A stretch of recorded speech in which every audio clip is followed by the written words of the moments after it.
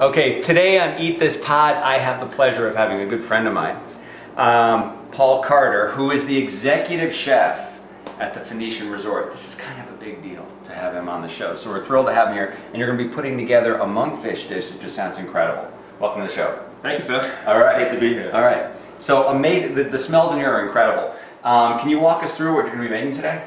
Yeah, I'm going to be using one of my favorite fish, monkfish, and that's a fish that I grew up eating. Obviously, it's from the Northern Atlantic and a very common fish in England. And it's where I'm from, and as you see, I've got the beautiful monkfish fillet here. And probably one of the ugliest fish in the sea. Beauty skin deep. Yeah, I mean, this is, the poor monkfish does get a bad rap. I mean, a lot of people refer it to the poor man's lobster. Yes. I think this is a great way to get people involved because it's got a nice chew to it. It's very meaty. It is kind of sweet. Yep. Kind of lobstery. You can roast it. Yeah, and it's one of those fish that it actually holds up very well. It's not a flaky fish. I mean, as you mentioned, it really is like a steak. I mean, you can cut it into scallops or medallions, or you can just roast it whole. Today we're actually roasting it. Yes. You're gonna kind of pan roast it. Yep. We're gonna be really kind of spanning the globe here a little bit. We're using I think got some dried ancho chili powder here, which we're going to dust the monkfish with, and we'll do that in a few minutes. And we're going to start out by making a salsa. So we're going to be taking some of these ancho chilies, and I'm just going to sear these off in a little bit of oil. And what we're doing is just taking some hot oil, and we're just going to sear these off just to soften them up a little bit. We're not really looking to cook it, and you see as it starts to sear, it's kind of like puff up a little bit. But what this does, it just softens up the pepper. Yeah, be very careful. I've walked in kitchens and people are doing this, and you just get that burn, that toasted burnt smell, where obviously the peppers have been in there too long, and it can become very, very pungent. So what I'm going to do is, just to make the sauce, I'm just going to take a few tablespoons of the roasted corn and a little bit of cilantro here. So here we're just going to chop these. And obviously, this softened up, but as you leave it as well, it's going to harden back up. So you recommend if somebody's doing this at home, in the pan, chop it up immediately? Yes, as soon as you've done it, pretty much take it out of the pan and then welcome it right away before it does harden up again. Now, do you leave the seeds in, take the seeds? It doesn't look like there's many seeds. There really wasn't. I mean, if you looked at it, open that up, and there's like 1 or 2 seeds in there. Yeah. So, it really depends on the chili. Some of them have a lot of seed in there. Others, it's just like this one. I mean, and that's actually quite surprising. You don't really see it that often. Where usually it's like a baby rattle. Yeah, there's so many seeds in there. Just gonna add some olive oil, and here this is we're using some extra virgin oil here. Really, just it depends on your preference. People ask me like, I've got this expensive oil, should I use it? It depends on the flavor. Right. What you're looking for. I know a lot of people that like olive oil, but they don't like the very strong, intense flavor of olive oil. Okay. That's what I said. Well, then maybe use mite oil. It doesn't have to be an extra virgin oil either. I just want to let that steep. So what I'm actually going to do is I'm going to put this in a pan, and I just want it to warm through. So as it's warming, the flavors are going to change, and it's going to bring out some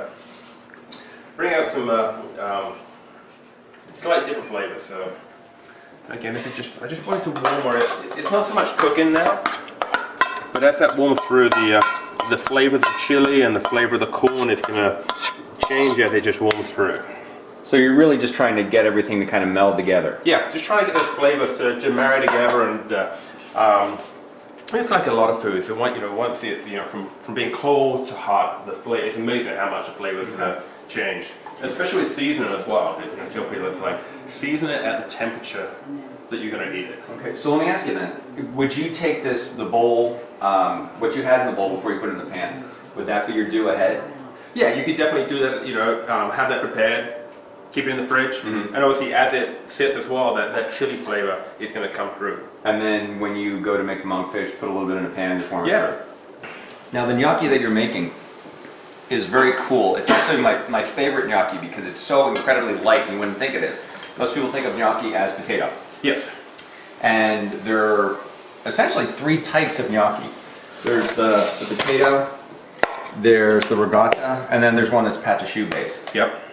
And this is the ricotta. So why would you? Why this one with the monkfish? I just prefer the texture to it. And I like to, instead of adding cheese at the end, maybe like parmesan or something like that, incorporate it into the gnocchi. So it's I like the flavor out of the different styles. It's just my personal preference. Okay. I think it's a little bit lighter as well. And you wouldn't think that because you think cheese is being heavy, but that ricotta, it's just such a high moisture cheese. You don't even notice the flavor of the ricotta so much. It's almost like a little pillow. I'm just mixing together. This you can do as well if you got a KitchenAid or a mixer, you can just put it in there and mix it together. But just gonna incorporate that, and it's actually gonna form a dough. Okay. So before that completely comes together, I'm gonna add the zest of the lemon. Just get all of that in there. Again, the chives.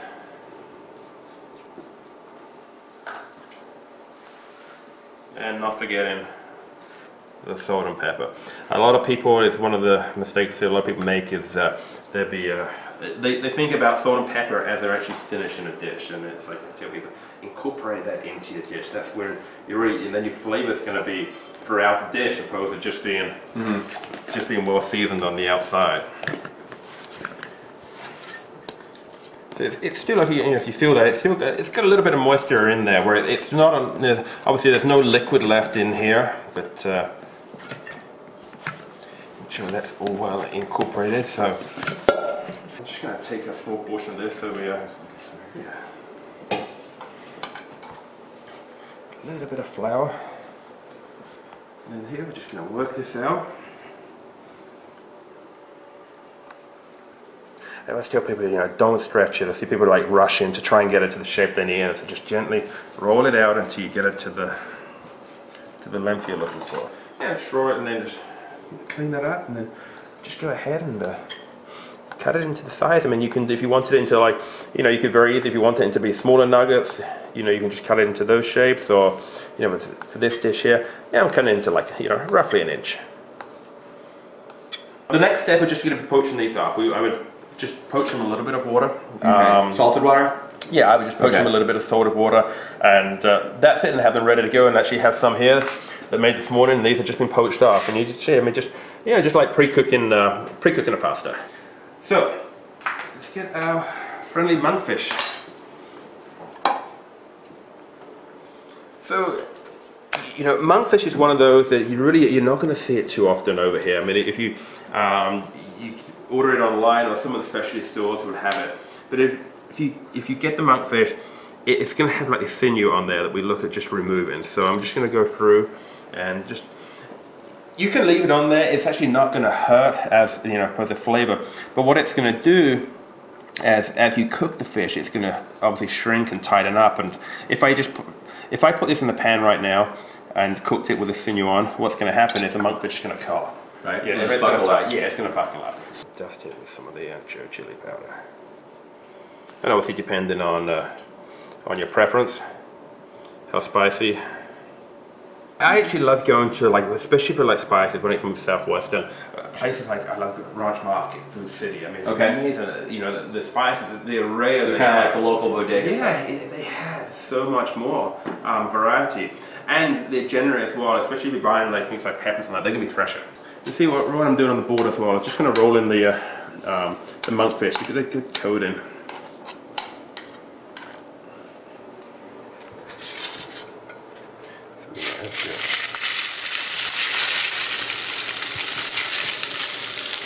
Add this to the pan, and what I'm going to look to do, I'm not going to fully cook it here in the pan, but I'm just going to get a good sear all the way around.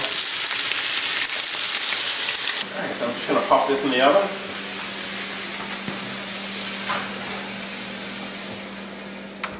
Okay, so what I'm going to do now is start to two things to do while we've got the monkfish cooking is I'm just going to saute off the gnocchi, and then we're going to saute off the mushrooms, and they're the final two steps, and then we'll start to put the dish together.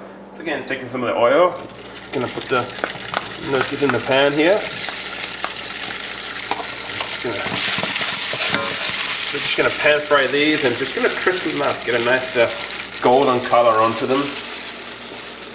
So you've got shallot and garlic going on there? Yep. Shallot and garlic, and then oyster mushrooms? Yep.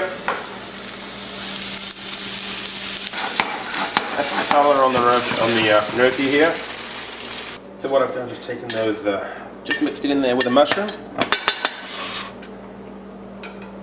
I'm just going to get the monkfish out of the oven.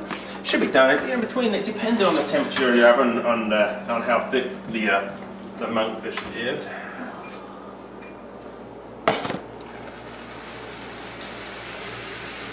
Rubbing them around in the pan here to make sure as well. Looks incredible. They absorb the the juices that are there. And then the key is as almost like you're taunting. The key is as well, just to let that sit as well. I mean, But the fish has a really sweet smell. The chili isn't overpowering. now this is the type of fish. I mean, here I'm just going to cut this through. Cut into some medallions here.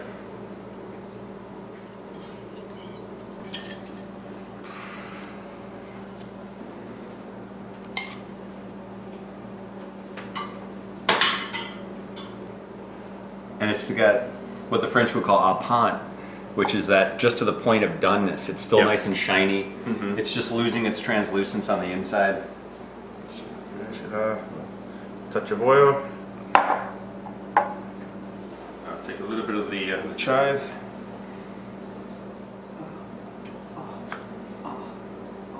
And voila.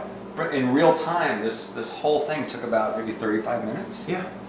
From start to finish, and that was cleaning up the fish, that was making the dough, that was, with the exception of roasting corn, that's the whole dish. It's fantastic. Yeah. All right, we're digging in. And you know what? You need to tune in because we're going to sit down for a little while and talk to this gentleman about where he came from, what his opinions are about stuff. And we already know he's a fantastic cook, but we're going to find out a little bit more about the man himself. So tune in to the podcast. Chef, thank you so much. My pleasure.